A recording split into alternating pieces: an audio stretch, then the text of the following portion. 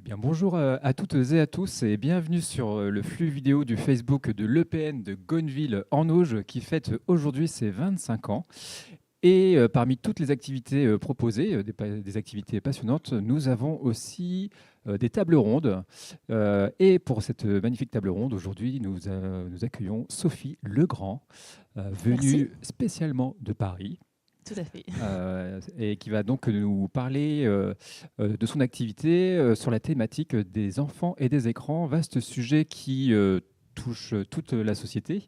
Mais avant de commencer à nous guider un peu dans cette aventure, est-ce que tu peux te présenter? Oui, tout à fait. Merci pour votre accueil et votre invitation. Alors moi, je m'appelle Sophie Legrand. Je suis infirmière de formation. J'ai travaillé donc à l'hôpital avec des adultes. Et après, je me suis orientée vers l'éducation en travaillant auprès d'enfants dans des situations de contexte un peu compliquées au niveau social et familial. Et après, j'ai été directrice de crèche pendant 4 ans. Et je me suis aussi occupée d'enfants porteurs de handicap, notamment d'enfants autistes. Et là, depuis presque un an, je m'occupe essentiellement de faire de la prévention sur les dangers des écrans. Alors, est-ce qu'on peut prendre une petite minute juste pour comprendre comment tu es arrivée justement dans ce domaine, passer de directrice de crèche là, c'est une association maintenant, hein, tu travailles dans Oui. une association. Qu'est-ce qui s'est passé? Il y a eu un déclic, tu t'es sentie concernée par le sujet ou... Alors, différentes expériences dans l'éducation m'ont amené à voir que les écrans avaient un pouvoir hypnotisant sur les enfants.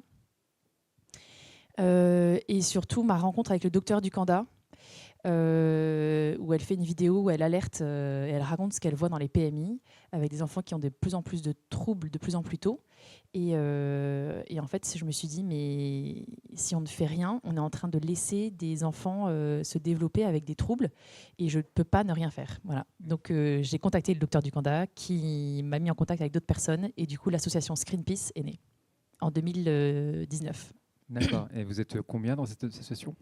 Ah, nous sommes 5 cofondatrices et aujourd'hui, on a aussi une vingtaine de bénévoles et d'adhérents qui se forment et qui interviennent un peu partout en France. D'accord. Et donc, nous, on a la chance de t'accueillir aujourd'hui. Alors, on est pris par le temps, forcément. On peut pas, on pourrait traiter ce sujet-là pendant Des heures. des heures et des heures, mais on va devoir être synthétique. Tu as une présentation avec toi, hein, donc, qui va être diffusée également en live. Je vais te laisser donc commencer. Et puis, je me permettrai, si tu es d'accord, de parfois de t'interrompre pour poser des petites questions si jamais j'avais des interrogations, car c'est un sujet qui me passionne aussi. Très bien, merci. Alors, pour ceux qui le souhaitent, vous pouvez éteindre vos téléphones pendant le temps de la présentation et vous verrez si vous êtes capable de tenir pendant 1 heure. Moi, je l'ai fait personnellement juste avant d'arriver devant témoin. Alors, de manière un peu... pour vous présenter le programme, je vais parler un peu rapidement de l'arrivée du numérique, puis des besoins de l'enfant, puis de la surexposition aux écrans, et après, comment gérer les écrans, soit quand il y en a trop et qu'il y a une surexposition aux écrans avérée, ou soit quand l'enfant va bien. Alors, très rapidement, l'arrivée du numérique, c'est quelque chose qui est assez récent à l'échelle de l'humanité. On est un peu submergé par ce qui se passe. Voilà, les écrans se sont introduits progressivement dans nos foyers et puis se sont multipliés au sein de nos foyers, sachant que tous ces outils nous apportent des choses tout à fait bénéfiques et positives.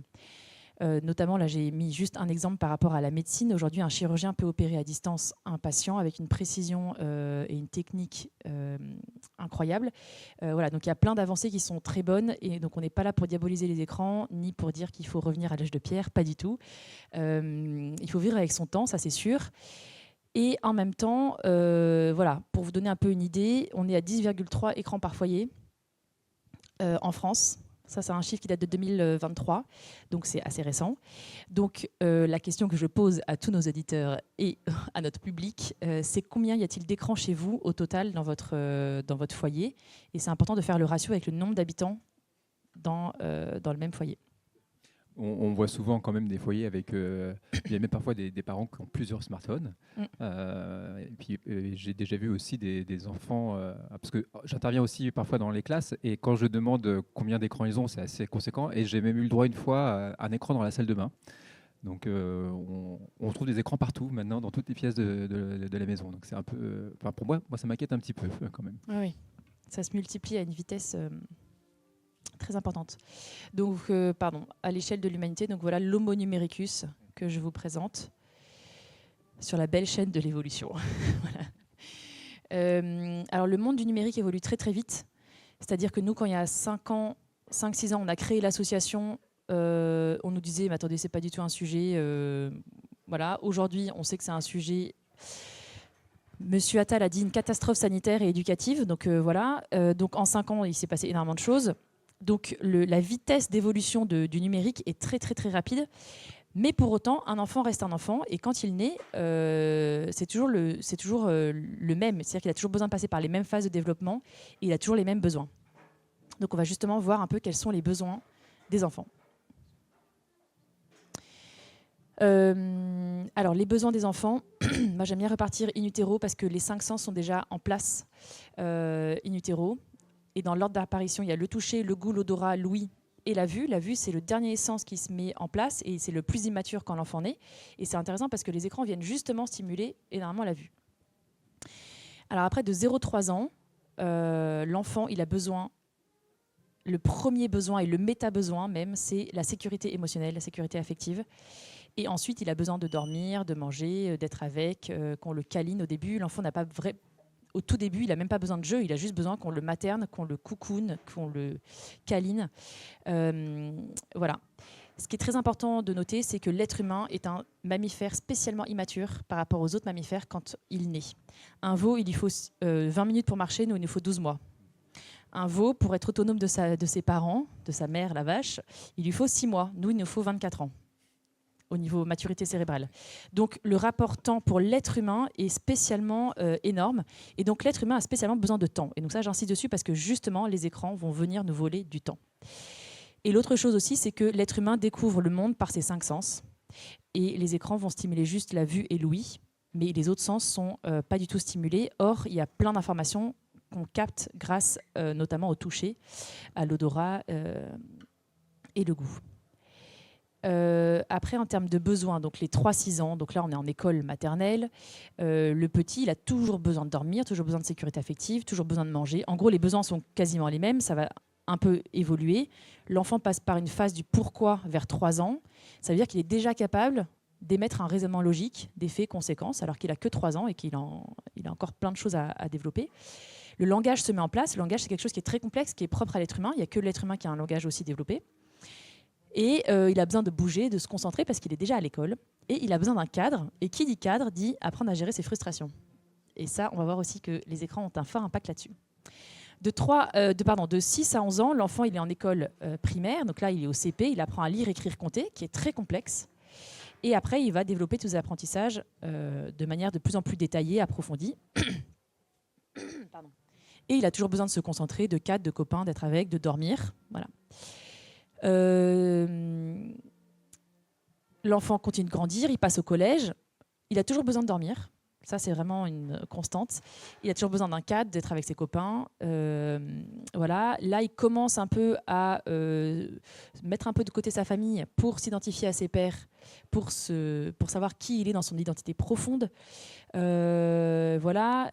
Il va passer par une phase où émotionnellement ça va être compliqué parce qu'il va être oscillé entre un comportement de grand, il a besoin et envie d'être considéré comme un grand, et encore je suis un petit, j'ai besoin qu'on m'aide. Donc voilà, donc c'est une phase qui n'est pas si simple. Et de 13 à 18 ans, voilà, l'enfant a toujours besoin de dormir, il a besoin de consolider ses amitiés et d'avoir son cercle de copains en dehors de la famille. Voilà, il a une capacité d'analyse qui est assez forte. Aussi au niveau du corps, il y a tout ce qui est la puberté qui va faire qu'il y a plein de changements hormonaux, de croissance et tout ça. Voilà, donc un peu pour les besoins.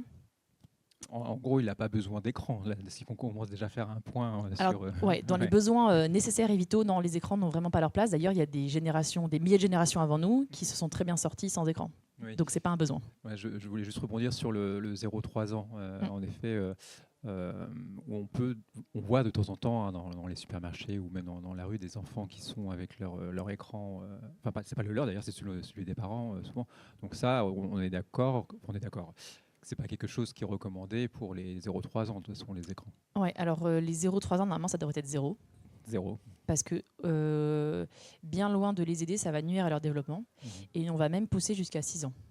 Normalement, 0-6 ans, on va éviter les écrans. D'accord, on en parlera encore tout à l'heure, je pense, en détail. Mais, bien sûr. Oui. Ouais. Donc clairement, les écrans ne répondent pas à un besoin. Après, j'aime bien reparler un peu des modes d'apprentissage qui sont propres à l'être humain. L'être humain, il apprend dans une relation de qualité. Il apprend par ses 5 sens et il lui faut du temps pour apprendre. Donc ça, il faut vraiment lui laisser le temps. Pourquoi ? Parce qu'il va apprendre en observant, en imitant et en répétant. Et il faut qu'il répète des centaines et des milliers de fois les mêmes choses pour qu'il intègre des notions et qu'il affine son geste, sa précision, son analyse. Voilà. Donc il lui faut du temps. Alors maintenant, on va aborder la surexposition aux écrans, le cœur du sujet. Pour ça, je m'appuie sur des études scientifiques, notamment qui ont été répertoriées par Michel Desmurger dans un bouquin qu'il a appelé La fabrique du crétin digital, avec un titre un peu provocateur, mais volontairement. Et bien sûr, sur toute l'expérience terrain que, en tout cas, moi, j'ai acquis depuis 6 ans en écoutant les professeurs, les parents, en rencontrant des enfants, en accompagnant des familles qui sont en difficulté par rapport aux écrans. Donc voilà, donc c'est un ensemble d'études scientifiques et en même temps de facteurs terrain qui donnent tout ce que je vais vous dire juste après. Les études scientifiques apportent quelque chose effectivement de réel, mais c'est vrai que toi, avec ton expérience dans les crèches, est-ce que tu as pu voir aussi cette surexposition aux écrans ? Ou est-ce que tu le sens dans le comportement des enfants ? Alors moi, à l'arrivée au premier rendez-vous avec les parents, je pouvais très vite voir si un enfant était surexposé aux écrans. Dans sa gestion de la frustration, dans sa difficulté ou pas à gérer sa concentration, c'est-à-dire à se poser sur un jeu, parce que j'ai toujours des jeux dans mon bureau pour les enfants, et puis surtout, quand l'enfant s'énerve un peu, comment réagit le parent ? Et qu'est-ce qu'il lui donne ? Et quand il lui donne une tablette, là, on est déjà dedans. Et aussi, je sais pas, si un enfant à 3 ans ne parle pas, ça pose question. Par rapport au langage, on va y revenir. Il y a un réel impact qui est visible sur le comportement. Complètement. Oui. Et alors aussi, je voudrais mettre en garde sur le fait que tous les symptômes que je vais évoquer ne sont pas uniquement liés aux écrans. Il peut y avoir des pathologies autres. Donc je ne dis pas que la source de tous les problèmes sont les écrans et que la seule solution, c'est d'enlever les écrans. Pas du tout. Voilà. Pour parler de quelques chiffres, 221 fois, c'est le nombre de fois qu'on déverrouille notre portable par jour, nous adultes. Voilà. 600 à 700 fois par jour, c'est le nombre qu'on touche notre téléphone par jour, pour vérifier qu'il est là, pour juste regarder l'heure. Voilà. 27 ans de sa vie devant un écran, c'est quelqu'un qui s'est amusé à multiplier le nombre de temps d'écran quotidien en le multipliant en semaines, mois, années. Et à l'échelle d'une vie, ça fait 27 ans, ce qui fait à peu près un tiers d'une vie si on vit à peu près 90 ans. Voilà. Et ça, c'est un chiffre que j'ai rajouté il n'y a pas longtemps. 26% des adolescents, 11-14 ans, mettent un réveil la nuit volontairement pour vérifier qu'ils ne ratent pas de message. Donc c'est un ado sur 4. Hein. C'est énorme. Donc sur une classe de 30, en statistique, il y en a 5-6 voilà, même plus. Voilà. Donc c'est assez énorme et on va voir que l'impact sur le sommeil, c'est quelque chose qui est très fort. Alors quand on parle de surexposition aux écrans, nous on va regarder 3 paramètres. On va regarder à quel âge l'enfant a commencé, combien de temps il regarde par jour et qu'est-ce qu'il regarde. Parce qu'il y a bien sûr la question de la durée, mais il y a aussi la question du contenu. Et après, il faut bien sûr qu'il y ait des troubles associés. S'il n'y a pas de troubles, on ne va pas parler de surexposition aux écrans. Donc ce n'est pas le facteur heure qui va définir la surexposition. Il faut qu'il y ait des troubles. Il faut qu'il y ait des troubles. Donc on peut imaginer qu'un enfant qui passe, je ne sais pas si c'est possible, hein, mais qui passe 5 heures par jour. C'est possible. Voilà, mais qu'il aille quand même tout à fait bien. C'est quelque chose qui est possible. Alors ça pourrait en théorie, mais de fait, généralement, il y a quand même des impacts. Ouais, d'accord. Donc voilà. Et en fait, nous, on part du principe que dès qu'il y a un symptôme et qu'il y a une exposition aux écrans, il faut déjà se pencher sur le sujet. Et généralement, il n'y a pas un symptôme, il y en a plusieurs. D'accord, donc il existe une liste de symptômes qui a été répertoriée. Voilà. Exactement, que je vais vous présenter juste après. Alors, quand on parle d'exposition, il y a 3 types d'exposition. Il y a l'exposition directe, où là, c'est première chose à laquelle on pense, c'est l'enfant qui est sur une tablette, sur le téléphone. Voilà. Il y a l'exposition indirecte, ça c'est la télé passive, la télé allumée en fond que personne ne regarde, mais que l'enfant ne peut pas s'empêcher de regarder parce que ça va solliciter son attention réflexe. Et donc on est fait comme ça, dès qu'il y a du mouvement, du bruit, voilà, on est fait pour regarder pour voir s'il n'y a pas un danger C'est le côté un petit peu animal, reptilien qui s'active à ce moment-là. Et donc l'enfant, il y a une étude qui montre que l'enfant perd 20% de son temps de jeu quand il y a la télé allumée en fond et qu'il a des jeux. 20%, c'est un cinquième du temps, c'est quand même énorme. Et après, le troisième type d'exposition, c'est la technoférence. Et là, ça nous concerne nous. C'est-à-dire que c'est quand la technique va interférer dans la relation. Et donc, c'est typiquement... Il y a des exemples pour comprendre. Oui. C'est un terme un peu plus compliqué. Tout à fait. Typiquement, un parent qui est sur son téléphone alors que l'enfant le sollicite, le téléphone va entraver la relation entre le parent et l'enfant. Et donc, il n'y aura pas forcément de qualité de présence psychique pour l'enfant. Et ça, l'enfant le sent très bien. On a pu voir des vidéos d'ailleurs où finalement l'enfant, presque à force ne va même plus solliciter le parent, il va plutôt aller directement vers le téléphone du parent même. Donc comme quoi il y a une rupture de lien, comme si le téléphone était devenu le hub relationnel entre le parent et l'enfant. Donc c'est assez étonnant. Oui, tout à fait. Mais après, il y a plusieurs raisons pour lesquelles les enfants sont attirés par les écrans. D'une part, ça bouge et ça brille. Et donc, ça va évidemment attirer notre regard. Et effectivement, le fait de voir des adultes avec cet objet en permanence dans les mains fait que ça devient un objet, ça devient un peu le Graal que les enfants vont vouloir. Alors nous, on bouge, mais si on brillait, peut-être que ça pourrait résoudre des soucis. Vous pouvez mettre une lumière clignotante. Voilà ce qu'il nous reste à faire. Exactement. Pour parler de temps d'exposition, là c'est juste le temps. Donc là aujourd'hui, les 0-7 ans, on est à 3h11 par jour. C'est du temps quotidien. Et c'est du temps récréatif, c'est pas du temps de travail. C'est une moyenne, donc semaine plus week-end, donc forcément, voilà. Et c'est une moyenne, ça veut dire que les enfants c'est plus et d'autres c'est moins. Les 8-12 ans, je vois pas très bien d'ici, c'est 5 heures, et les ados c'est 8h23. 8h23, on retrouve notre tiers de la journée. En gros, voilà. Donc la question que je pose à chacun d'entre vous, c'est et vous en êtes où dans votre temps d'écran? Voilà. Je vous invite à regarder dans les paramètres numériques de votre téléphone, parce que forcément là, le sujet c'est les enfants et les écrans, mais ça vient forcément nous questionner, nous adultes, sur notre propre consommation. Oui, l'enfant, dans les études de psychologie, ça a été prouvé qu'il imite aussi l'adulte. Voilà, donc c'est par mimétisme. Forcément, s'il voit ses parents lire, il y a des chances que l'enfant fasse la même chose. Et pour l'écran, c'est exactement le pareil. Oui. Là, dans ces chiffres-là, on a les tranches d'âge. Est-ce qu'on constate, je ne sais pas si tu le sais, des disparités selon aussi les catégories socio-professionnelles, ou c'est des chiffres qui englobent toute la population? Alors là, il faut parler du facteur Covid qui a marqué un tournant dans l'exposition. Ouais. Avant le Covid, là, c'est plutôt des médecins que je connais qui disent ça dans leur consultation. Ils voyaient plus d'enfants dans des milieux sociaux défavorisés. Depuis le Covid, c'est beaucoup plus homogène, on va dire, même s'il y a quand même, de manière en nombre, il y a quand même une majorité des enfants surexposés aux écrans qui sont dans des situations familiales ou sociales compliquées. Ouais. Mais le Covid a fait que tout le monde s'est surexposé aux écrans, le télétravail, les visios, et puis des parents des familles où les deux parents travaillent et sont très pris par leur travail peuvent aussi parfois donner justement une tablette pour compenser un peu leur absence ou voilà.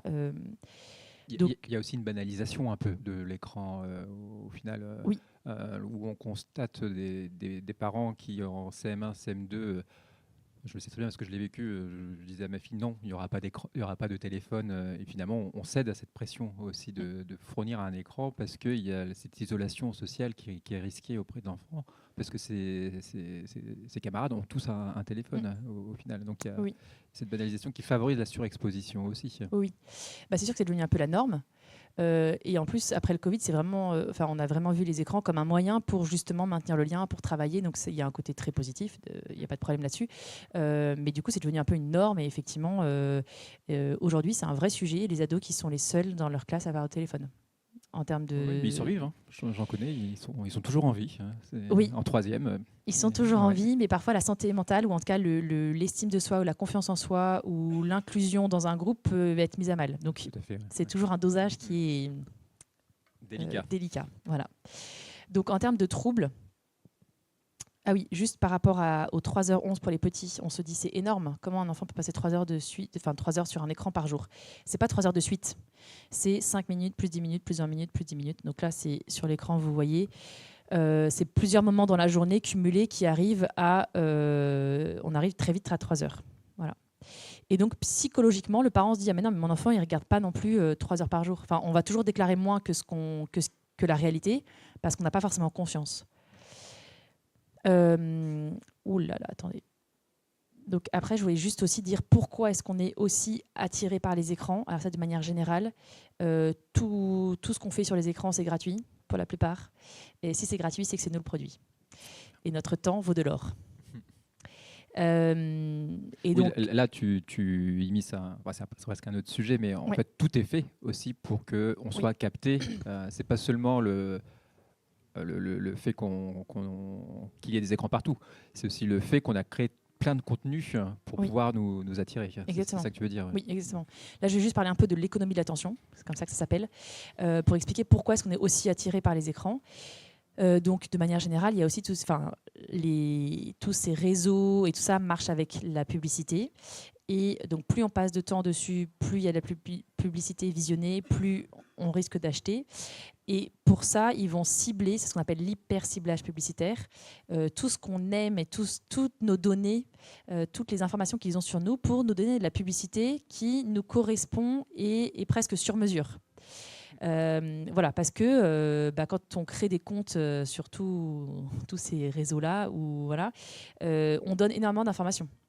Date de naissance, le genre, l'adresse, voilà. Il y a l'historique de ce qu'on a déjà regardé, les likes. Comment ? Il y a l'historique de navigation, etc. Exactement. On monte jusqu'à 4000 critères par personne. C'est même assez étonnant parce que nous, on est incapable de donner 4000 critères sur nous.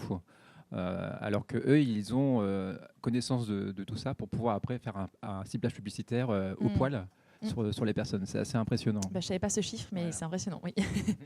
Voilà, donc ça, c'est vraiment tout ce qui est hyper ciblage publicitaire. Et après, il y a tout ce qui est récompense aléatoire. Le fait que les vidéos sont de plus en plus courtes. Du coup, de 30 secondes en 30 secondes, on se dit c'est rien. Moi-même, je me fais complètement avoir sur YouTube parce que je me dis 5 minutes, c'est rien. Et puis 1h30 après, j'y suis encore. Et puis il y a tout ce qui est récompense sur l'estime de soi, tous les likes, les partages, les vues qui nourrissent ce besoin de reconnaissance et d'identité et d'amour. Voilà. Mais souvent c'est assez virtuel et au contraire on peut quand même ressentir un isolement réel malgré les nombres de likes qui existent. Donc voilà, c'est juste pour balayer très rapidement sur cet effet captologie. Après, en termes de troubles, qu'est-ce que la surexposition aux écrans peut générer comme troubles ? Alors, il y a des troubles physiques. Donc là, je les ai répertoriés assez rapidement parce que je peux détailler pendant des heures chacun. Ça va impacter le sommeil énormément. Ça, c'est un des premiers points. Et c'est aussi pour ça que je l'ai mis dans les besoins en premier. C'est que l'enfant, il a toujours besoin de dormir, même nous adultes. On ne va pas s'affranchir du sommeil. La lumière bleue va empêcher la sécrétion de la mélatonine. Donc, ça va retarder l'endormissement. Le fait qu'on ait capté par tous ces écrans pour y rester des heures, juste notre heure de coucher va être décalée. Et puis en fonction du contenu, il y a beaucoup d'enfants qui font des cauchemars. Moi, quand j'interroge les enfants dans les écoles, beaucoup font des cauchemars parce qu'ils regardent des choses qui ne sont pas du tout appropriées à leur âge. Ils jouent à Squid Game alors qu'ils ont 10 ans. Ils ont vu Squid Game alors qu'ils ont 10 ans. Ils jouent à GTA alors qu'ils ont 11 ans. Voilà, donc ça, c'est pas sans conséquence sur la qualité du sommeil. Et certains mettent des réveils la nuit, comme je le disais tout à l'heure, pour vérifier qu'il n'y aura pas de message. Donc aujourd'hui, les enfants sont en carence de sommeil. Pour vous donner un chiffre, les adolescents sont en carence d'1h30 par jour de sommeil. Ce qui fait à peu près une nuit blanche par semaine. C'est énorme. Et donc, on a des adolescents qui dorment en cours. Littéralement, ils s'affalent de sommeil en cours. Donc, c'est compliqué parce qu'après, du coup, ils n'arrivent plus à suivre, ils ne sont pas concentrés. Et donc, ça a vraiment des répercussions sur leur scolarité, mais sur leur relationnel, sur plein d'aspects. Après, au niveau de l'alimentation, on a beaucoup d'enfants qui ne mangent pas s'ils ne sont pas devant les écrans. Ça, c'est plutôt pour les petits. Le problème, c'est que quand on mange devant un écran, ça déconnecte notre cerveau de nos sensations physiques. Donc, on ne se rend plus compte qu'on a faim ou au contraire qu'on n'a plus faim. Et il y a une étude qui dit qu'on mange de manière générale plus que ce qu'il faudrait. Et on grignote. Est-ce que là, on parle des enfants, je fais juste un petit pas de côté. Pour les adultes, c'est la même chose ou... Alors, c'est en tout cas pour les sensations physiques aussi, même si on est quand même un peu plus conscient. Ouais. Mais c'est un vrai sujet chez les personnes âgées qui oublient de manger parce qu'ils sont devant la télé toute la journée. D'accord. Voilà. Et j'ai l'exemple d'une maman qui m'a dit qu'elle avait récupéré son fils qui était gardé par le papa le samedi soir et ils n'avaient pas mangé de la journée parce qu'ils avaient joué aux jeux vidéo tous les deux. Voilà. Ok. Mais c'est vrai que Impressionnant. quand on est devant un écran, il y a beaucoup de parents qui me disent mais moi à l'heure du déjeuner je les appelle, ils sont là j'ai pas faim. Et puis dès qu'ils arrêtent, tout à coup ils ont faim mais alors que c'est 15h et que c'est plus du tout l'heure de manger. Donc ça va complètement dérégler le rythme biologique et naturel de la faim. Et généralement, on grignote aussi devant un écran parce que c'est plus facile de mettre des choses à la bouche, des choses qu'on peut prendre directement à la main. Oui, et puis il y a aussi ce vide qu'on peut avoir en tant qu'adulte, même je pense des ados, parfois ils ont besoin qu'il y ait forcément un fond sonore ou qu'il y ait une activité visuelle qui bouge pour qu'il y ait du mouvement, comme s'ils étaient finalement drogués aux écrans. Le moment qu'on connaît de repas familial entre nous, j'ai l'impression qu'il disparaît de plus en plus. On entend aussi des familles éclatées avec chacun mange dans sa chambre avec son écran, en réalité. Mais ça, il y a beaucoup de mamans, on fait des groupes de parole, qui déplorent justement qu'il n'y ait plus au moins ce temps qui rassemble la famille et chacun, effectivement, est dans sa chambre sur son écran. Et oui, pour les liens, en fait, pour la nature du lien et pour l'estime de soi et la construction psychique de l'enfant, en fait, c'est compliqué. Oui. Voilà, après ça va bien sûr impacter la motricité globale et fine. La motricité globale, c'est le fait de bouger. Voilà. Les enfants qui sont sur les écrans, par définition, bougent moins qu'un enfant qui est dehors et qui fait de la balançoire. Et du coup, ça va impacter pas mal de choses. Les petits, ça va donner des enfants qui n'ont pas forcément une bonne notion de leur corps et qui peuvent tomber. Des enfants qui marchent sur la pointe des pieds. Pour les plus grands, ça va donner des enfants qui, ne bougeant pas trop et en plus, peut-être qui grignotent, risquent d'être en surpoids, voire obésité. Et concrètement, on a des adolescents, quand ils ont 2 étages à monter pour monter en cours au collège, ils sont essoufflés. Voilà. Donc c'est compliqué. Et même pour des adolescents, on a le cas en Guadeloupe, parce qu'on travaille avec la Guadeloupe, d'adolescents qui ont des vrais problèmes de santé, de diabète, d'hypertension, d'hypercholestérolémie, ados. Ouais. Voilà, donc là c'est assez embêtant au niveau de la santé physique. Après, au niveau de la graphie et de la préhension des objets, donc c'est la motricité fine. Oui. L'enfant sur l'écran, il développe sa palme, c'est le stade palmaire. Et en fait, pour arriver à prendre un crayon ou ouvrir un yaourt, eh bien, il faut que l'enfant il se soit entraîné pendant des centaines et des milliers d'heures à prendre un crayon, faire de la pâte à modeler, prendre des pièces de puzzle. Il faut qu'il ait expérimenté et affiné sa pince pour arriver à ce geste très délicat d'ouvrir l'opercule du yaourt. On ne se rend pas compte des efforts qu'il faut faire au moment où on arrive au dessert. Mais bien sûr. Ouais. Et d'ailleurs, à un moment donné, l'enfant, il veut lui-même ouvrir le yaourt parce qu'il a envie d'être grand, mais sauf qu'il ne peut pas y arriver, donc ça crée une frustration. Et pour ça, il faut qu'il ait passé des heures à s'entraîner. Et s'il passe 3 ou 5 heures sur les écrans, c'est du temps où il ne s'entraîne pas à faire plein d'autres choses. D'accord. Donc un écran et un yaourt, c'est voilà. Un minimum. Et non, mais c'est pour montrer les conséquences très pratiques dans la vie du quotidien. On le voit dans les EPN où on met les enfants du coup devant des écrans, inévitablement, mais dès qu'on doit passer à la souris, ça devient très compliqué. Voilà, parce qu'on va devoir utiliser 2 doigts, donc clic gauche et clic droit, la molette est au milieu. Il faut bouger un des doigts et mine de rien, il y a un acte de motricité fine et c'est très difficile. Et puis bouger la souris justement de façon précise pour que ça corresponde au curseur. Il y a un décalage entre ce que voit l'œil et où se trouve la main. Et c'est très délicat et on est obligé de réapprendre ça aux enfants dans certains EPN même. Ouais. Ok, merci pour l'exemple, je ne savais pas. De manière aussi, un autre trouble physique, ça va bien sûr être sur la posture. Ça, on le voit surtout chez les adultes, mais moi, qui suis à Paris, dans le métro, je peux vous dire, les adolescents, ils sont avec le cou complètement coudé, quoi. Ouais. Voilà, et donc ça a des répercussions au niveau cervical et au niveau du bassin. Et donc c'est embêtant parce qu'ils sont en pleine croissance et justement, il faut au niveau de la posture, qu'ils se mettent bien.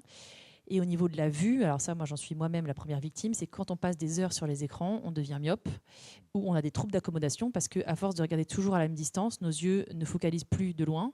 Et donc, c'est un vrai problème parce que on développe de la myopie ou des troubles de l'accommodation. Je vous donnerai une astuce pour lutter contre ça à la fin. Alors, en termes de troubles psychosociaux, là, je vous ai mis un graphique qui montre que plus l'enfant passe du temps devant les écrans, plus la prévalence des troubles augmente, et notamment les troubles, alors je ne vois pas très bien d'ici, mais troubles du comportement, troubles des apprentissages, troubles du spectre autistique, troubles de l'attention. Et le trouble de l'attention, c'est celui qui monte le plus. Et ça, tous les enseignants le disent, le confirment et essayent d'alerter là-dessus, qu'il y a des vrais problèmes au niveau de l'attention. Alors, un tout petit, quand il est exposé aux écrans, et surtout quand ses parents sont surexposés, sont eux-mêmes sur des réseaux ou quoi, et pas très disponibles psychiquement, ça va entraîner des troubles de l'attachement chez le petit. Ça veut dire qu'il n'est pas dans une relation sécure avec la personne qui prend soin de lui. Et ça peut donner des enfants qui, du coup, vont être très très indépendants parce qu'ils ne peuvent pas trop compter sur l'adulte et ils sont un peu faut que je me construise tout seul. Ou alors, ça peut donner des enfants qui vont justement faire plein de bêtises pour attirer enfin l'attention à eux. Voilà. Donc ça va créer, l'enfant va compenser ce manque d'attention qu'on ne lui donne pas par d'autres comportements. Ensuite, on remarque que les enfants qui sont surexposés aux écrans ont tendance à être complètement hyperactifs. Ils ne se posent jamais, c'est-à-dire qu'ils ne sont pas capables de se poser, ils ne font pas une activité plus de 4 minutes. C'est des temps d'attention très, très, très, très courts. Et les professeurs, on le voit bien, ils sont très gênés pour faire court. Voilà, une intolérance à la frustration. Alors ça, c'est une des choses que je repérais très vite en crèche, parce que la vie est faite il y a plein de frustrations au quotidien. Et typiquement à la crèche, un enfant qui nous pique son jeu, qui me pique mon jeu, c'est une frustration énorme. Donc, pourquoi ça crée de l'intolérance à la frustration? C'est que les écrans, si on veut résumer un des aspects, c'est du plaisir sans effort. Plaisir égale dopamine, je suis bien, j'oublie ce qui se passe autour de moi, le monde va mal, mais moi, ça va. Et sans effort, ça veut dire que j'ai même pas besoin de faire d'effort pour être bien. Donc ça, on adore, on a envie que ça continue et on veut toujours que ça se prolonge. Sauf que la vie est faite de contraintes, de frustrations, de limites, d'interdits. Et donc, c'est des choses que l'enfant doit apprendre à intégrer, cette frustration qu'il subit. Et ça lui demande un effort, de prendre sur lui, de gérer ses émotions. Voilà. Et ça, il lui faut du temps. Mais il lui faut du temps, il faut qu'il soit confronté plusieurs fois à ces frustrations pour les intégrer. Et donc, encore une fois, les écrans vont voler du temps. Et en plus, quand il est devant les écrans, il est super bien sans rien faire. Donc, quand il va être confronté à une limite, pour lui, ça va être insupportable et ça va souvent partir en crise. Et c'est pour ça que la crise, elle est disproportionnée par rapport à l'événement. Donc, si je retire un capla ou un livre à un enfant et si je retire une tablette, la réaction, souvent, est beaucoup plus forte avec la tablette. Est-ce qu'on peut parler de dépendance si l'enfant fait une crise, comme on dit, quand on lui retire la tablette? Alors, dépendance, c'est un mot qui est fort, donc on passe basé juste sur ce critère-là. Mais ça fait partie une des choses qui doit alerter sur le phénomène d'addiction. D'accord. Ouais. Voilà, pour l'addiction. Après, les enfants qui sont surexposés aux écrans peuvent développer des stéréotypies. Stéréotypie, ce mot fait très peur parce que ça fait tout de suite écho au spectre autistique. Donc, c'est des enfants qui vont faire du flapping, ça veut dire qu'ils vont battre des ailes comme ça sur le côté, ils vont faire des rotations de mains, ils vont aligner des petits objets, ils vont ouvrir, fermer les portes, longer les murs, comme ça, regarder les lumières. On arrive à l'expliquer? Alors, c'est assez ça, complexe. À première vue, on ne voit pas le lien entre une page Google et frôler les murs. Oui. En tout cas, c'est quelque chose qu'on voit très très souvent, et notamment le flapping. Donc les enfants qui font comme ça avec les mains.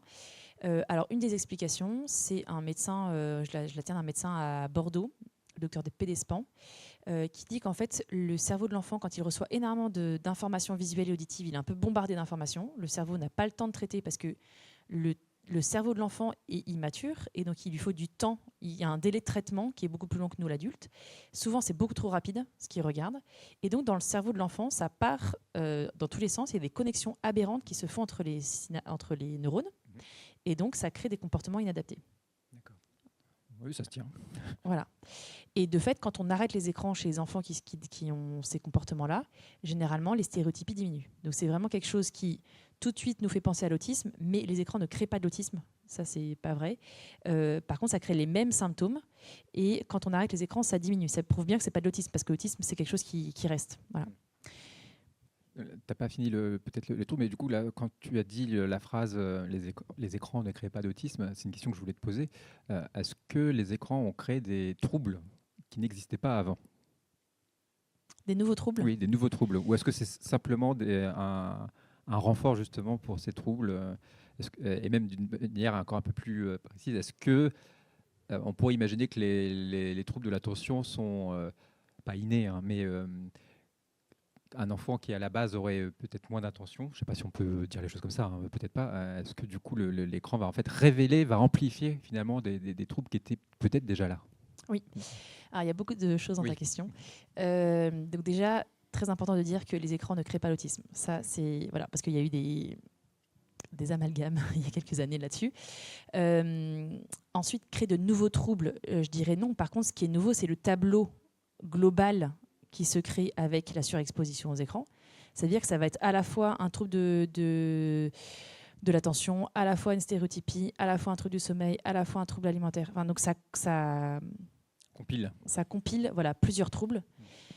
Et par contre, effectivement, un enfant qui a des problèmes d'attention de base et qui regarde les écrans, son taux d'inattention sera beaucoup plus élevé. Et donc, quand on arrête les écrans, il va peut-être retrouver son taux, sa capacité d'attention qu'il a de base. Voilà, c'est peut-être pas très clair ce que je dis, mais Si, tout ça à fait. exacerbe en fait Oui, le symptôme. ça exacerbe le symptôme, c'est ça. Voilà. Voilà, il y a un terrain peut-être qui est déjà la base, comme on a tous d'ailleurs un terrain, et du coup l'écran fait exploser Voilà. ces troubles. Mais après, il y a des enfants aussi qui sont complètement sains, il n'y a aucun problème, et qui développent Donc c'est possible des aussi. troubles d'attention, bien sûr. Oui. Okay. On a des enfants, quand on sèvre les écrans, qui reviennent du coup à... Enfin, qui retrouvent tout leur développement et leur capacité de concentration totalement. Oui. D'accord. Ouais. Voilà, chez les ados, ça crée beaucoup d'isolement. Parce que les ados, quand ils se retrouvent aujourd'hui, moi j'ai une ado là que j'accompagne, elle me dit mais ça sert à rien que j'aille voir mes copines, puisque quand on se voit, on est tous sur notre téléphone. Donc je préfère rester chez moi. Donc finalement, elle reste les week-ends entiers dans sa chambre à scroller et à discuter avec ses copines plutôt que d'aller les voir. Donc ça crée un isolement physique, c'est-à-dire qu'elle ne voit pas ses copines si ce n'est à l'école, et ils ne font plus de choses ensemble. C'est-à-dire qu'ils partagent des vidéos, mais en fait une amitié ou une relation, c'est plus que partager des vidéos, c'est discuter, échanger, faire du sport ensemble, créer des souvenirs communs, enfin il y a plein de choses dans une relation. Voilà, donc il y a un vrai enjeu sur la santé mentale des ados. Liées aux réseaux sociaux. Et alors pour tout ça, il y a pas mal de choses je vous donnerai une petite bibliographie. On pourra mettre dans les bibliographies qu'on mettra sur un lien sur voilà. Facebook. Tu parles justement des problèmes sociaux, les ados. On a parlé récemment du manque d'empathie des adolescents. On peut imaginer que ça peut aussi venir de ce contexte-là, des réseaux sociaux, de le faire rester chez soi. Des jeux vidéo aussi. Des jeux vidéo, oui. Ouais. Ça, les jeux vidéo, c'est clairement en lien avec, puisque en fait, on peut facilement sur les jeux vidéo tuer des personnes sans comprendre ou intégrer toutes les conséquences que ça va avoir. C'est-à-dire que la personne décède, il peut y avoir du sang, de la douleur, voilà, et surtout toutes les conséquences aussi pour les personnes autour, c'est-à-dire les familles, les enfants de la victime. Et donc, il y a une sorte d'habituation, ou d'habitude à l'acte de tuer sans aucun état d'âme, puisque ça n'a pas de conséquences dans le jeu vidéo, quoi. Donc ça, c'est sûr qu'au niveau de l'empathie, il y a un vrai enjeu là-dessus. D'accord. Okay. Voilà. Bon, il y a du travail de ce côté-là aussi. Ouais. Et un des leviers, c'est la lecture pour travailler l'empathie. Et je trouve aussi aller dans des associations et s'occuper des personnes qui ont besoin. Voilà, c'est mes deux points Le message pour développer l'empathie. Voilà, et puis on a des enfants qui deviennent complètement accros, c'est-à-dire qui ne peuvent plus se passer de réseaux sociaux, et on a des ados, là, les week-ends, qui sont à 10-12 heures par jour, samedi et dimanche. Au niveau des troubles cognitifs, on va voir que ça a des gros impacts sur le développement du langage. On a des petits qui ne parlent pas, qui ont un retard de langage, qui ont un jargon, qui parlent en écolalie, ou qui comment dire, écolalie, ou qui ont des voix de synthèse, c'est-à-dire qui répètent avec les mêmes intonations que sur les tablettes éducatives, voilà, qui disent blue, yellow. Comme ça. Le mimétisme des voix virtuelles, quoi. Oui, mais parce que comme on est fait on est conçu comme ça pour apprendre, on imite et on répète. Et bien, voilà. Oui, donc avant les enfants imitaient le chat et le chien, maintenant ils imitent la tablette. C'est un peu ça. Ouais. Oui, enfin, ils imitent ce qu'on leur met sous voilà, les mains. Ouais, dans les exactement. mains. D'accord. Et donc, c'est trompeur parce qu'il y a des enfants qui savent, par exemple, la comptine en anglais. Voilà, donc les parents se disent, mon enfant, il sait parler et ça, et par contre, ils comprennent pas les choses du quotidien, les mots du quotidien. Donc, c'est assez trompeur. Voilà un petit peu pour ça. Après, bien sûr, là, on a beaucoup parlé du temps d'écran, mais il y a bien sûr le contenu. Chaque sujet pourrait être un sujet à part entière. Donc là, je vais juste les nommer. Donc il y a tout ce qui est contenu violent, qui n'est pas du tout adapté aux enfants. Tout ce qui est cyberharcèlement, et ça, on en parle énormément dans les collèges, notamment sur tous les groupes de classe qui sont créés. Tout ce qui est pornographie, pédocriminalité. Il y a aussi tout ce qui est prostitution en ligne, dark web. Enfin voilà, c'est des vrais dangers qui existent. Mais comme c'est virtuel, parfois on s'en rend un peu moins compte. Mais ce sont quand même des vrais dangers. Pour ça, j'invite tout le monde à regarder ce reportage qui s'appelle Emprise numérique, voilà, où ce sont des parents qui sont mobilisés pour essayer de faire justice, parce que leurs enfants, pour beaucoup, se sont suicidés des suites. Alors, les réseaux sociaux ne sont pas les seuls responsables, évidemment, mais en tout cas, ça a nourri des idées noires, comment se suicider. Enfin voilà, les réseaux sociaux peuvent avoir vraiment un impact sur la santé mentale des ados. Voilà, donc le 4e singe, c'est la somme des 3 premiers. Il n'entend personne, il ne parle à personne et il ne voit personne. Oui, il ne faut pas voir ça comme un aboutissement. Non. Oui. Non. C'est malheureusement un constat. Voilà. Donc, qu'est-ce qu'on fait quand un enfant est surexposé aux écrans ? Avant 6 ans, on va préconiser d'arrêter complètement les écrans. Donc, on fait un sevrage total, radical. On va supprimer les écrans, on va supprimer les jeux lumineux et sonores et on va supprimer la télé en arrière que personne ne regarde. Et depuis le Covid, on se rend compte que le sevrage est parfois plus long et donc on va demander de supprimer aussi les jeux, les objets, qui portent les marques des dessins animés. Voilà. Donc, si l'enfant était fan de Pat' Patrouille et c'était son obsession, la trousse Pat' Patrouille, la couette Pat' Patrouille, on va la mettre de côté. Ah oui, j'avais jamais entendu. Ah oui, on va jusque là. Ouais, pour que l'enfant en fait coupe complètement avec ce monde imaginaire, pour qu'il reste pas dans cette atmosphère dans laquelle il était complètement Seulement s'il fait une baigné. fixette sur une licence ou même s'il y a plusieurs, on imagine il aime pas de patrouille, Sam le pompier, les Wings, s'il y a plusieurs choses, il faut aussi le rapatrier tout ça dans le placard. Alors là, c'était plutôt quand il y avait vraiment une fixation, par exemple, c'est Mickey, c'est Pat' Patrouille, voilà, pour que l'enfant puisse s'intéresser à autre chose. Sinon, il reste un peu dans... Oui, l'idée c'est de le déconnecter de cette fixette pour qu'il puisse goûter à autre chose à côté. Ouais. Donc voilà, après 6 ans, on va préconiser une diminution des écrans. Et qu'est-ce qu'on fait à la place ? On sort, on joue et on parle. Et donc après, je vais parler de beaucoup d'astuces. Donc je développerai ça plus tard. Qui intervient dans un sevrage ? Il y a bien sûr les parents, mais aussi tout l'entourage. C'est-à-dire que si à la maison, il n'y a plus d'écran, mais qu'en fait, chez les grands-parents, on remet les écrans, c'est plus un sevrage. Voilà, c'est important aussi de prévenir l'école pour que les enseignants sachent qu'est-ce qui se passe à la maison.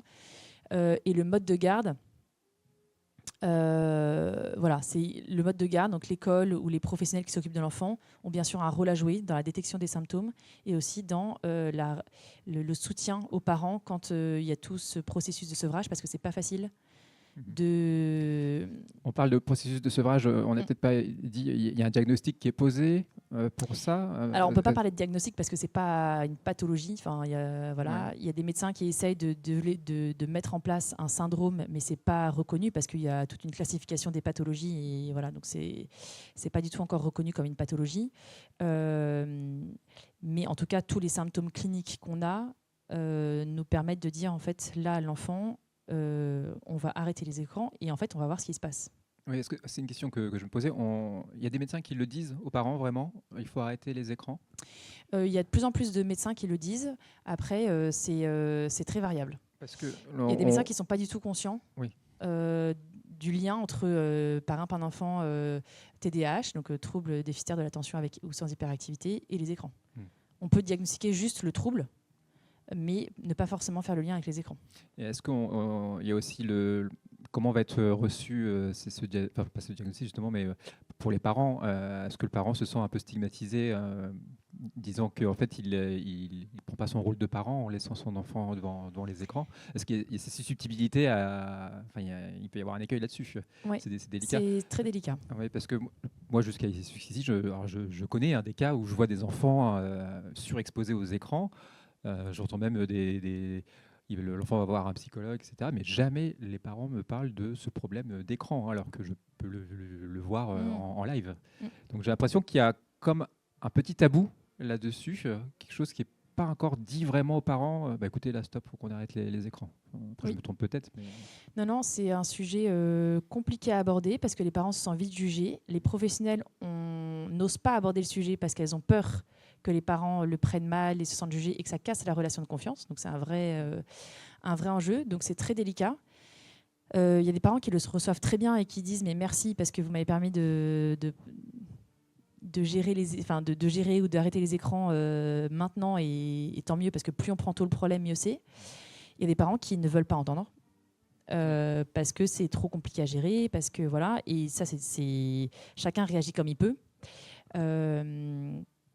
Après, il y a beaucoup d'histoires de familles qui ont contacté le docteur du Canda et d'autres médecins du CAUSE, donc le collectif surexposition aux écrans, au moment où en fait le médecin leur dit en fait votre enfant il a une pathologie, il est TDAH, il est autiste, donc on va faire un diagnostic, on va mettre en place un dossier MDPH, voilà, et toute la prise en charge qui va avec.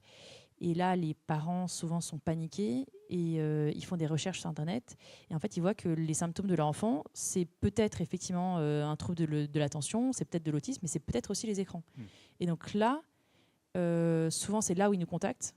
Souvent, c'est des mails à 4 heures du matin, SOS, help, voilà. Et du coup, ils n'ont qu'une envie, c'est croire que ce sont les écrans et que c'est plus de l'autisme. Alors nous, on leur dit attention, on peut pas vous dire l'un ou l'autre. On peut juste vous dire arrêtez les écrans, on va voir ce qui se passe. Voilà. Et là, ils sont prêts à faire ce qu'on leur dit parce qu'il y a un vrai enjeu. Oui, et puis ça vient d'eux. C'est eux aussi qui le. De toute façon, si un parent n'est pas demandeur, on ne pourra jamais rien faire. D'accord. Ouais. Ça c'est. Voilà. Ensuite, du coup, comment faire pour réguler les écrans à la maison, de manière générale, avant même que l'enfant soit dans un état où il ne va pas bien. Moi, j'aime bien questionner les parents sur le temps de sommeil de leur enfant. Combien de temps il dort? Comment est-ce qu'il se réveille? Est-ce qu'il se réveille en forme? Est-ce qu'il fait du sport? Combien de temps il bouge? Il sort dehors, il fait de l'activité physique par jour? Au niveau de l'alimentation, comment ça se passe? Au niveau de son cercle social. Alors les petits, ça peut être à la crèche, les copains, comment est-ce qu'il interagit avec les autres, mais quand ils sont plus grands, c'est est-ce que je connais les amis de mon enfant? Voilà, est-ce que je sais un peu à quoi il joue, avec qui il joue?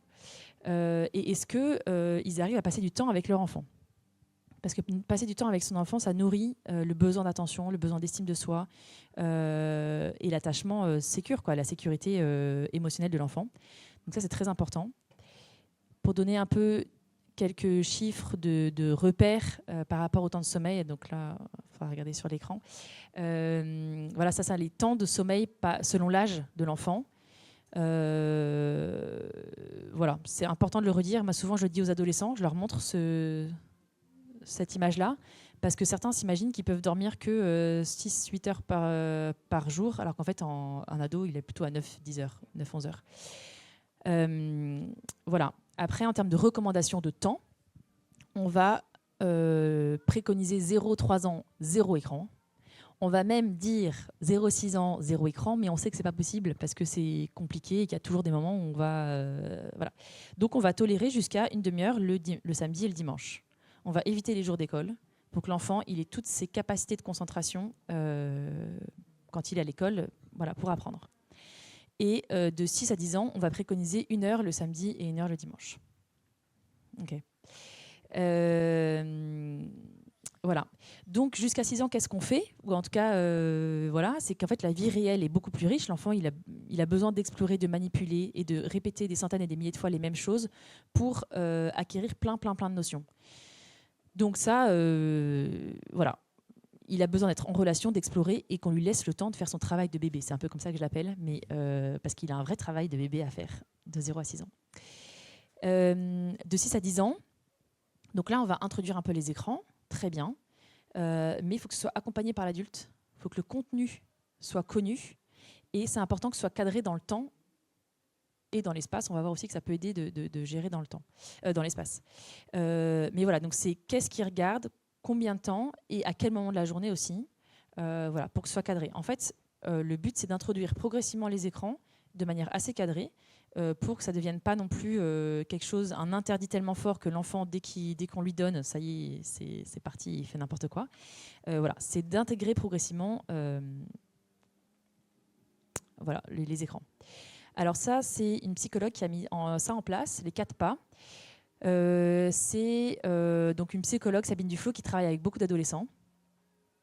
Et elle a mis cette règle en place en se disant 4, c'est pas beaucoup, mais déjà, si on les respecte, c'est déjà bien. Donc 4, c'est pas le matin, parce que ça va perturber la concentration de l'enfant pour le collège, l'école. Pas pendant les repas, parce que l'enfant a besoin d'être, mais l'enfant, l'adulte aussi, a besoin de savoir qu'est-ce qui se passe dans son assiette, dans son corps, et voilà. Et c'est que c'est aussi un moment où on communique, on échange. C'est un moment de relation, de communication. Pas avant de se coucher, parce que, on l'a vu, ça va retarder l'endormissement. Donc pour les petits, on va préconiser 2 heures avant l'heure du coucher. Pour les adultes, ce serait bien une demi-heure, 1 heure avant l'heure de se coucher. Voilà. C'est difficile. Moi-même, j'ai du mal par rapport à ça. Et pas dans la chambre de l'enfant. Pourquoi ? Parce que ça va, parce qu'on a besoin de savoir ce que l'enfant regarde. Et parce que si on le laisse tout seul, même s'il veut s'autogérer et dire qu'il est grand, il va sûrement se dire je regarde pendant un quart d'heure et en fait il va se laisser happer par il ne va pas le temps passer. Il va pas le temps passer. Ouais. Et comme tout est fait pour qu'on y passe du temps. Voilà. Après, on a parlé de temps, on peut aussi parler de lieu. Ça peut être intéressant de localiser des endroits où les écrans sont autorisés et d'autres où ils ne sont pas autorisés. Voilà. Et ça, c'est aux parents de décider. Ça, c'est juste une idée fictive où on peut se dire que dans la cuisine, il n'y a pas d'écran, puisqu'on mange sans écran, que dans la télé, dans le salon, il y a une télé, parce que c'est un moment où on va regarder des films en famille et ça va être super. Que dans la chambre des parents, il y a peut-être une télé ou un ordinateur, parce que l'un des deux travaille, ou je ne sais pas. Par contre, dans la chambre de l'enfant, il n'y en a pas. Voilà. Déterminer des lieux et des temps où il y a des écrans et il n'y en a pas. On est loin des 10 écrans en moyenne, là, du coup. On serait plus sur... Alors, c'est pas tellement le nombre d'écrans, c'est plutôt... le lieu de consommation. Ouais. Oui, parce que du coup, c'est vrai que la tablette, c'est un écran qui est quand même portable. Oui. C'est très facile de l'emmener partout. En fait. Oui, tout à fait. Même aux toilettes, les adultes le font souvent. Oui. Donc, ouais. Alors que c'était un lieu sacré où on était tranquille. Voilà, c'est ça. Oui. Mais c'est juste que l'enfant, pour qu'il ait aussi visuellement un espace où il n'y a pas d'écran, et que c'est possible en fait qu'on n'ait pas forcément envahi d'écran partout. Il y a cette première notion. Typiquement aussi, un ado qui doit aller sur Pronote et faire des recherches pour l'école, c'est bien que ce soit dans un espace commun, un espace de passage. Comme ça, on a un petit œil sans contrôler et mettre la main sur son enfant, mais juste pour quand même checker que ça fait déjà une demi-heure. Normalement, l'exercice de maths, ça dure 10 minutes. Qu'est-ce qu'il fait sur les écrans ? Et puis avoir un œil sur, voilà, s'il tombe sur quelque chose qui n'est pas adapté, pouvoir réagir, voilà, plutôt que de le mettre tout seul dans sa chambre face à son écran. Voilà, c'est plutôt des lieux à déterminer ensemble. Ensuite, ça, c'est la petite règle pour lutter contre la myopie dont je vous avais parlé. Donc, toutes les 20 minutes, faire une pause de 20 secondes et regarder à 20 mètres ou 20 pieds. Vous choisissez ce que vous voulez, mais en tout cas, loin, très loin. Les ophtalmos préconisent cette règle-là. Mais par contre, c'est compliqué à faire. Ouais. Moi-même, je suis allée chez l'ophtalmo qui m'a dit, vous savez, il faudrait mettre ça. Je dis oui, je sais que je connais bien cette règle parce que j'en parle souvent. Il dit, mais c'est bien, mais par contre, il faudrait la mettre en place. Et donc, je me suis fixé un réveil toutes les 20 minutes qui me rappelle que je dois regarder loin. Parce qu'en fait, on se laisse très vite happer par tout ce qu'on a à faire sur l'ordinateur. Et voilà. Même avec le réveil, tu arrives du coup à t'y tenir. Oui. Parce que du coup, j'arrête, je regarde, et après, je reviens. Et en fait, on se rend compte que les 20 minutes reviennent très souvent. Oui. C'est très intéressant. Et 20 secondes, tout à coup, paraît très long. Mais alors, l'écran, lui, pareil, il y a aussi une distance. Parce que regarder à 20 mètres, en effet, pour pouvoir Accommoder, mais on m'a dit aussi que le téléphone, on le prend souvent. Oui, j'ai un téléphone, un écran, désolé. Ouais, moi aussi. On a tendance à le regarder comme ça, alors qu'en fait, il faudrait plutôt qu'on le regarde comme ça. Est-ce que tu as déjà vu cette recommandation aussi? Oui, il y a même des jeunes qui m'ont dit qu'ils avaient une application qui leur dit c'est trop près. Et que quand c'est bon, c'est bon. Mais en fait, du coup, on devrait l'avoir là. Oui. Ce qui n'est pas très pratique parce que dans la rue, du coup, dans on le serait métro, comme c'est ça. tendu aussi. Et en plus, il faudrait, pour la posture, le mettre là. Donc en fait, clairement, on verrait plus trop où on avance. Oui, d'accord. Donc, il vaut mieux enlever le téléphone. Voilà. Quand on marche dans la rue. Le casque de réalité virtuelle, alors, c'est... Alors moi, j'ai pas assez de recul là-dessus, mais moi, ça m'inquiète sur la proximité de l'écran par rapport aux yeux. Et j'ai découvert hier qu'il y a des lunettes où on peut prendre des photos et on peut lire sur les lunettes. Ça, je sais que je connais pas encore, mais on m'en a parlé hier. Ça va arriver en masse en plus. Oui. Voilà, donc ça, j'ai assez peur de ça, mais bon. On va tous devenir myopes avec des lunettes connectées. Enfin, le Graal étant même, j'en ai entendu parler de la lentille directement. On aurait directement les informations sur la lentille. Ah oui. Oui, c'est un peu le but ultime de la tech. En fait. Voilà, pour arriver au transhumanisme, mais c'est encore un autre sujet. Voilà. Là, on va sur un autre sujet. Donc, qu'est-ce qu'on fait? Alors, en tant que parent, première chose, c'est essayer de se mettre d'accord, mais aussi entre professionnels dans une structure. Ensuite, montrer l'exemple, mettre un cadre. Et ça, c'est à l'adulte de mettre le cadre, parce qu'en fait, l'enfant, lui, il y a une immaturité cérébrale qui fait qu'il n'est pas capable de s'autogérer sur plein de sujets, dont les écrans. Les écrans étant tellement forts pour capter notre attention que l'enfant ne va pas pouvoir faire face tout seul. Donc, il a forcément besoin de l'aide des adultes qui sont là pour le protéger. Donc, c'est aux parents de mettre un cadre et bien sûr de montrer l'exemple. Ouais, ça, j'aime bien, parce que j'ai développé toute une conférence sur poser le cadre pour les parents d'adolescents. Et en fait, l'ado, il a encore besoin de ses parents, même s'il est autonome sur plein de choses. Les parents sont encore là et ont un rôle et une responsabilité. Donc voilà, mais je vais passer un peu vite dessus. La question du téléphone, l'arrivée en 6e. Oui. Alors ça, c'est officiellement une question des parents, sauf que la réalité, c'est que les enfants ont leur téléphone, leur smartphone à 9 ans et 9 mois. Donc c'est avant la 6e. En moyenne, c'est ce qu'on constate. En France Alors c'est suite à la commission Macron. Alors je pense que c'est en France, parce que c'était... oui. Donc voilà, donc déjà, il y a beaucoup d'enfants qui ont leur téléphone avant la 6e. Ensuite, le téléphone en 6e, quelles sont les raisons? Est-ce que j'ai bien conscience de tous les risques que ça peut donner? Quel téléphone je vais donner? Et comment je vais le border, c'est-à-dire le paramétrer pour éviter qu'il passe trop de temps dessus. Donc voilà, quel contrôle parental je vais mettre dessus. Donc bien sûr, on peut tout à fait donner un téléphone à son enfant, mais on n'est pas obligé de donner un smartphone avec Internet illimité à un enfant de 6e. Peut-être qu'un téléphone qui permet juste d'appeler et d'envoyer des messages, c'est suffisant. Mais ça peut être la honte. Ça peut être la honte. Alors pour ça, il y a un téléphone. Ouais. Un téléphone qui a la même forme qu'un smartphone, mais qui est très très limité dans ses fonctionnalités. Pour déjà que physiquement, ça ne ressemble pas à un petit téléphone à clapet 9 touches. Voilà. Bonne astuce. Ouais.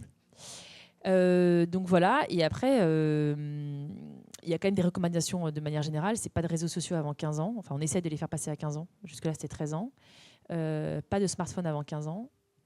Et pour ça, pour justement éviter que l'enfant se retrouve le seul dans sa classe, il y a le Pacte Smartphone. C'est une association qui est en train de se développer pour que des parents se mettent d'accord à plusieurs dans un même collège ou dans une même classe pour dire, en fait, moi, j'ai pas envie de donner de téléphone en 6e. Et du coup, comme ils sont plusieurs, l'enfant ne sera pas le seul à ne pas avoir de téléphone. C'est super ça, parce ça, c'est la force parent, du collectif. Oui, en tant que parent, c'est très difficile de résister à la pression. Résister à la pression, ça, c'est très dur. Mais en fait, quand on interroge les parents, il y en a beaucoup qui ne veulent pas donner de téléphone. Mais comme chacun dans son coin se dit, en fait, tout le monde met des téléphones, donc je vais être obligé. En fait, s'ils en parlent entre eux, ils sont plusieurs à ne pas vouloir. Mais pour ça, il faut oser en parler, oser dire, oser aborder le sujet qui est un peu, comme vous disiez, un peu tabou. Est-ce qu'il ne faudrait pas que les responsables de collège lancent cette initiative aussi? Il y en a. Nous, parfois, quand on intervient dans les écoles, à la suite de la conférence, ils proposent le pacte smartphone. Après, là, normalement, les collèges, les téléphones sont interdits dans les collèges depuis la rentrée, là, depuis septembre 2024. Voilà, donc il y a quand même des mesures qui sont prises pour limiter. Ça bouge. Ça bouge. On doit faire vite, il reste Oui. quelques minutes. Ouh là là. Alors, petite astuce pour les enfants et même pour nous, achetons une montre, achetons un réveil pour éviter que on prenne le téléphone pour regarder l'heure et en fait on se laisse happer par des milliards de notifications. Pareil pour les réveils, pour éviter que ce soit le premier réflexe au matin. Ah, ça ne bouge plus. C'est bloqué. Ah, il y a un petit problème technique. Est-ce qu'il y a des questions dans le public en attendant? Non? C'est que c'est très clair. Bon, en gros, c'est qu'après, il y a des temps. Il y a des temps sans écran. Sur les temps sans écran, qu'est-ce qu'on fait? Eh ben, on fait des activités autres. On va faire du sport. On fait des activités en famille. Voilà. Si un enfant a une passion, aidons-le à développer ce talent ou cette passion. Voilà. Moi, je crois beaucoup au rituel de déconnexion en famille. C'est-à-dire que toute la famille, pendant 2-3 heures, part ou fait des jeux de société. Voilà. Et en fait, toute la famille, ensemble, est déconnectée. Et comme ça, les enfants voient que les parents sont capables, pendant 2-3 heures, de se déconnecter. Et il y a une qualité de présence qui sera unique à ce moment-là. Et ça, si on fait ça toutes les semaines, je pense que ça nourrit beaucoup de choses chez l'enfant. Ensuite, les temps avec écran. Eh ben, on l'a déjà dit un peu, mais je redis, limité dans le temps. C'est-à-dire qu'on choisit ensemble d'un temps avant. Et on met un timer. On fixe un objectif. Qu'est-ce qu'on va faire pendant ce temps-là? Mettre tous les contrôles parentaux, respecter les signalétiques, ça c'est hyper important. Et voilà, et que le temps d'écran soit un temps d'échange. Petite astuce, avoir un sac toujours prêt à l'entrée avec plein de jeux adaptés à l'enfant pour que dans les moments de transport, d'attente ou quoi, l'enfant ait de quoi s'occuper. Voilà, lire. Lire, c'est hyper important. Ça développe justement l'empathie parce qu'on a la possibilité de se mettre dans la tête de quelqu'un et du coup de ressentir ce qu'il ressent, ses émotions, ses réflexions. Donc on a cette capacité de se mettre à la place de l'autre dans les livres. Voilà. Désactiver les notifications pour être tranquille. Mettre son téléphone en noir et blanc, ça peut être très radical. Et voilà, mettre ses téléphones dans une boîte le soir, dans le salon par exemple, pas l'avoir dans la chambre. La lecture, voilà. Ça c'est quelques contrôles parentaux, des règles, des limites, mais ça on peut le trouver sur Internet. Oui. La bibliographie, et je vous remercie. Ah bah c'est nous qui te remercions, Sophie Legrand. Ça va? Bravo et puis merci beaucoup d'exposer tout ce panel autour des écrans. Et encore, parfois, avec le temps, on a dû voguer en surface. Oui. Mais bon, il y a tellement de questions qui me venaient à l'esprit, mais je me suis retenu. C'est très, très passionnant. On aura l'occasion, j'espère, de rééchanger là-dessus plus longuement. Tu as un site internet, peut-être, ou un Instagram? C'est ça maintenant. Non. On a un site internet, oui. Donc screenpiece.org. Screenpiece, ça s'écrit? Alors, screen comme un écran, oui. S-C-R-2-E-N, voilà. P-E-A-C-E. Voilà, super. Donc, n'hésitez pas à aller consulter le site de Screenpiece.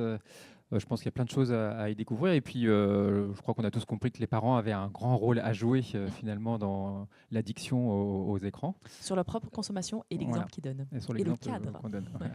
Et je voulais aussi remercier particulièrement 4 personnes qu'on ne voit pas à la régie. Merci à vous. Voilà. C'est grâce à eux que c'est diffusé en direct et puis qu'on peut tenir des micros et pouvoir papoter entre nous sur des sujets très importants. On va te souhaiter surtout une très belle continuation en espérant que tu arriveras à affronter ce grand défi.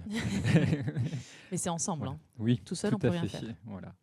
Merci. Et on va se retrouver dans quelques temps. Ah, il y a une question. Pardon.